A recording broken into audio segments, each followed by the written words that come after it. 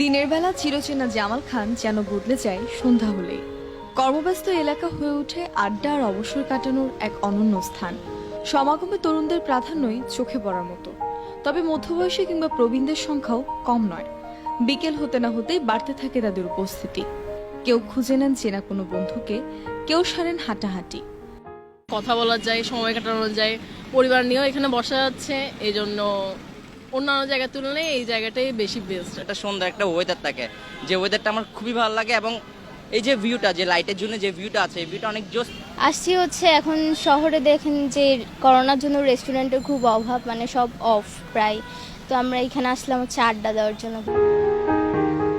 শহরের অন্য সব জায়গার চাইতে পরিচ্ছন্ন এবং নির্মল এই জামাল খান নতুন করে টানছে বিনোদন পিয়াসী মানুষদের।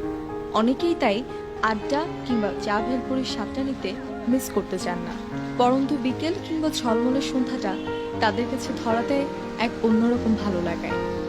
জামাল খান অনেক সুন্দর, আমরা এখানে ফ্রিতে অনেক কিছু করতে পারি, বসার জায়গা আছে, ভালো প্লেস আছে। জামাল খান এখন আগের মতো নেই।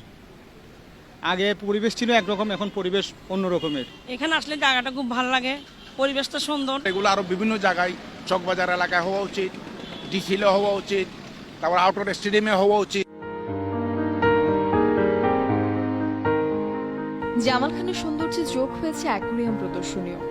রাস্তার ধারে নাম না জানা অসংখ্য রূপালী মাছের শৈল্পিকতা মুগ্ধ করছে অনেককে।